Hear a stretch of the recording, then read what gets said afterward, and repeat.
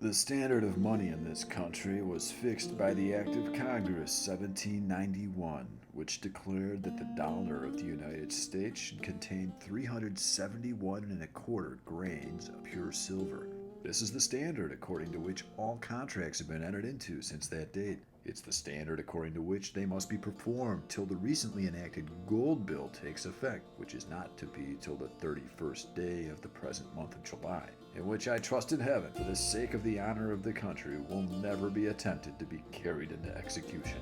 But if it is, it will be in the power of every debtor to go into the market and purchase 1 ounce of gold for 15 5/8 ounces of silver, and to discharge a debt equal to 16 ounces of silver with the equivalent of 15 5/8 ounces.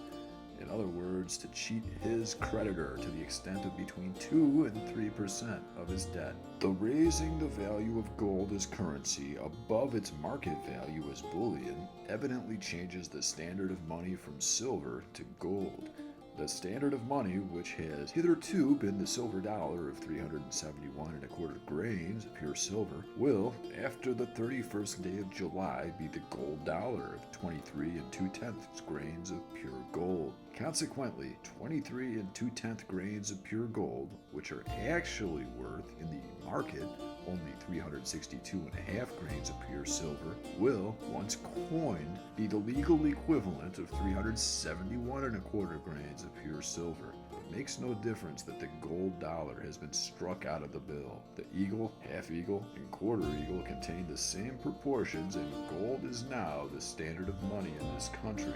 What will this be considered by foreign nations, particularly by the national creditors in Great Britain, when they're compelled to accept 2,320 grains of pure gold, worth to them only 36,250 grains of pure silver, in payment of a debt of $100, when by the terms of their contract they expected to be paid with 37,125 grains of pure silver? What can it be considered by any person but a degradation of the standard of money in this country, by which on a debt of $100 they're defrauded of 875 grains of pure silver, equal to $2.50. The degradation is, I confess, effected in a roundabout and cunningly devised manner, but still it's as much a degradation of the standard in reality as if the standard of the silver dollar had been officially reduced from 371 and a quarter to 362.5 grains of pure silver. For governments to make any direct alteration in the terms of the contracts entered into between individuals would be a degree of barefaced oppression and of wanton and tyrannical interference with the rights of property that could not be tolerated.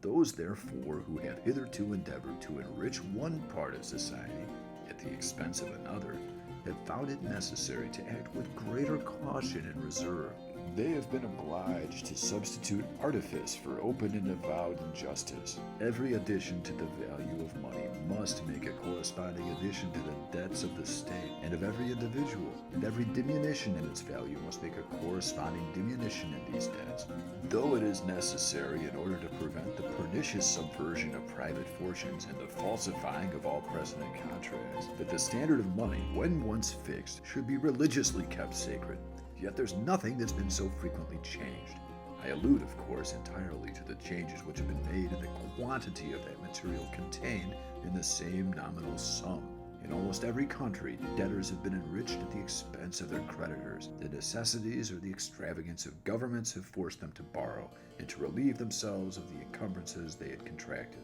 they've almost universally had recourse to the disgraceful expedient of degrading the coin, that is, of cheating those who had lent them money to the extent of the degradation, and of enabling every other debtor in their dominions to do the same. From a lecture on money and currency, with an examination of the recently enacted gold coin bill, delivered in the lecture room of the Franklin Institute of the city of Philadelphia on the 3rd of July, 1834, by William